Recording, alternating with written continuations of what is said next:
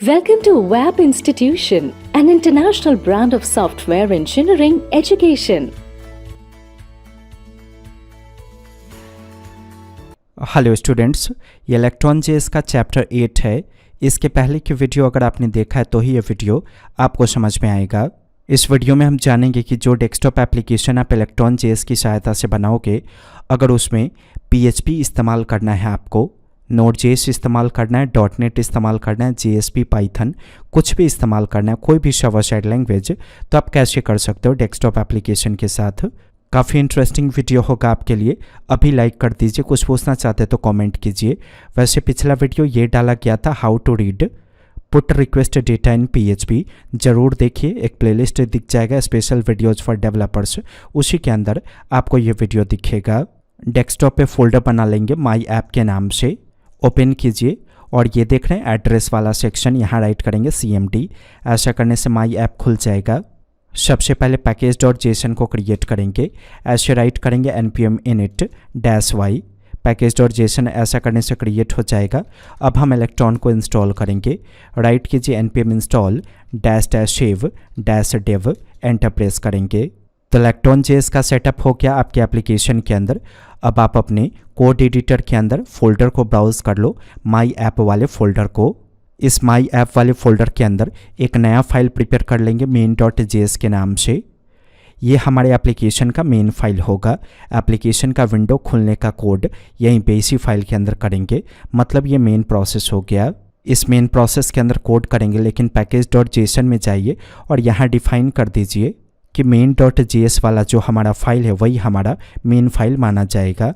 और यहाँ देख रहे हैं टेस्ट, इसको मिटाइए और यहाँ लिख दीजिए स्टार्ट और इसका वैल्यू सेट कर दीजिए electron space dot. Application run करने में ये आपकी सहायता करेगा।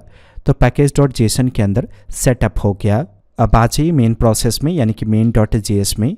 तो देखिए ऐप और ब्राउज़र विंडो को मैंने इलेक्ट्रॉन मॉड्यूल के अंदर से इस तरह से रिक्वायर किया। हम चेक करेंगे कि क्या सोर्स कोड लोड हो चुका है एप्लीकेशन को रन करने वाला। ये चेक करने के लिए हम ऐप के अंदर से WhenReady फंक्शन को कॉल करेंगे और फिर देन फंक्शन को डिफाइन कर देंगे। यहाँ पे देन के अंदर कॉलबैक फंक्शन का डेफिनेशन कीजिए।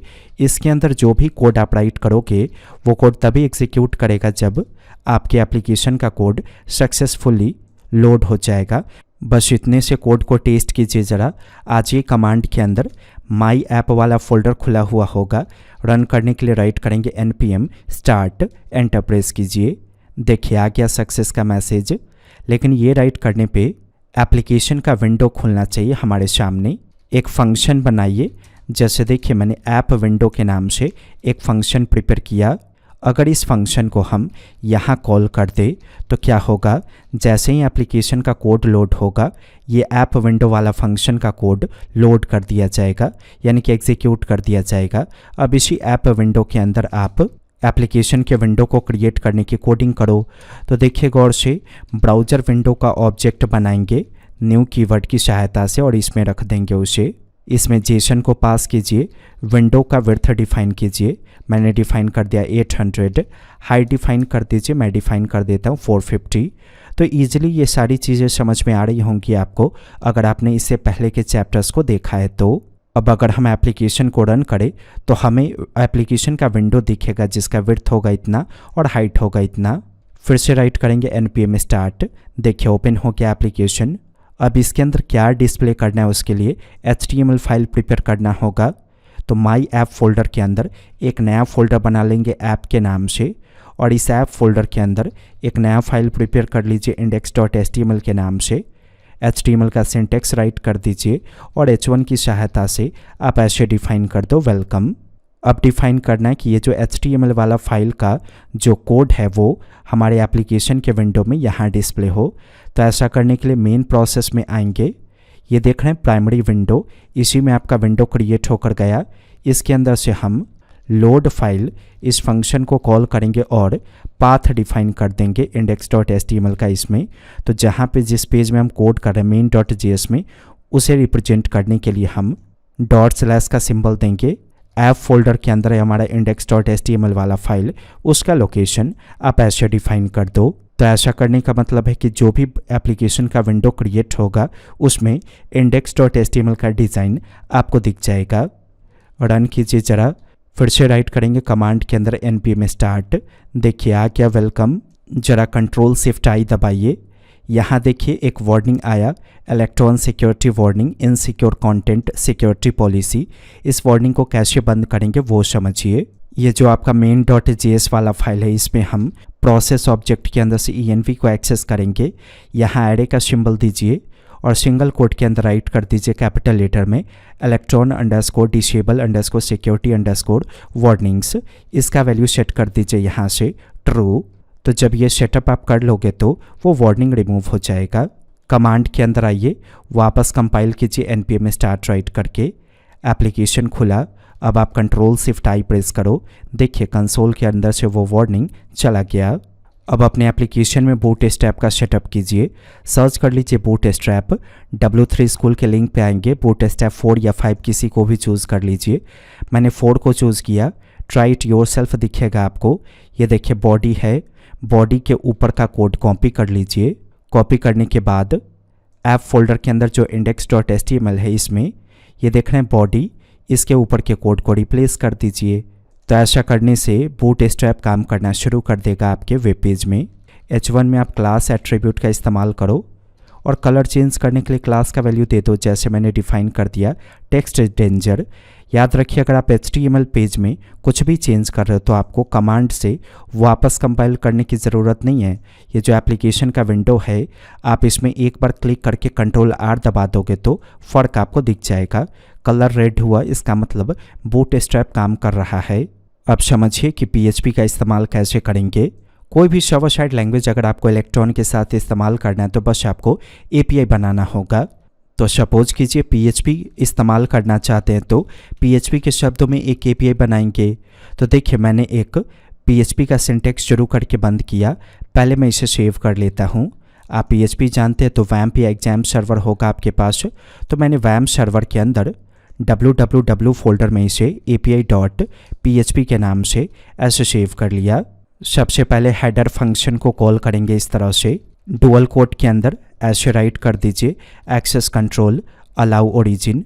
अगर आप हमारे सॉफ्टवेयर इंजीनियरिंग के स्टूडेंट हो और ये वाला चैप्टर अगर आपने पढ़ा है, ये देखिए वेबसाइट पे सिलेबस है, ये वाला chapter API development and payment gateway, तो 100% चांस है कि ये चीज़ भी आप जानते होंगे।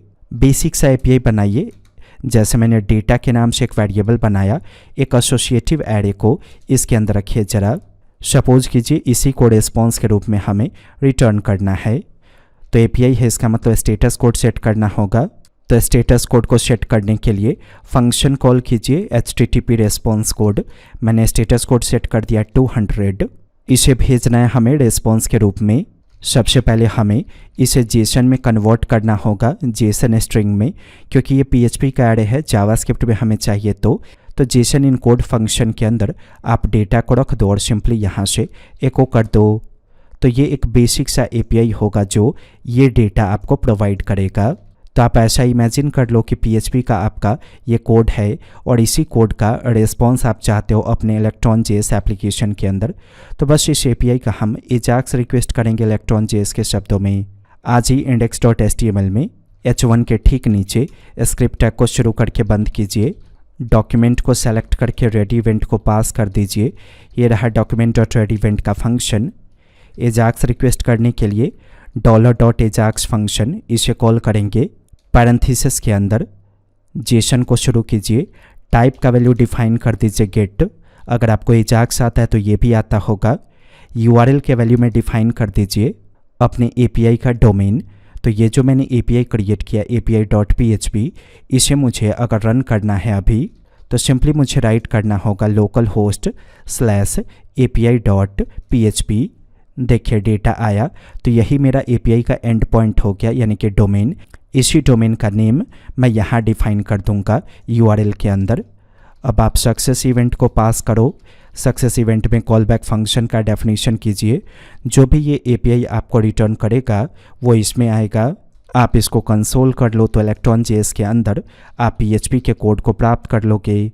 तो ऐसा करने से क्या होगा, PHP जो भी डेटा आपको देगा वो आपके इलेक्ट्रॉन.js एप्लीकेशन के अंदर ईजिली आ जाएगा। टेस्टिंग कीजिए, वापस एक बार कंपाइल करेंगे। मैंने राइट किया npm स्टार्ट, Ctrl+Shift+I प्रेस कीजिए। देखिए कंसोल के अंदर आ गया डेटा, लेकिन ये जेसन स्ट्रिंग है आपका, इसको पार्स करेंगे तब आप आईडी का वैल्यू, नेम का वैल्यू या सब्जेक्ट के वैल्यू को प्राप्त कर पाएंगे। तो इसे पार्स करने के लिए जेसन डॉट पार्स फंक्शन के अंदर इसे ऐसे रख दीजिए। अब देखिए, अब मैं यहाँ पे आकर Ctrl+R प्रेस करता हूँ। देखिए जेसन ऑब्जेक्ट के फॉर्म में डेटा आया।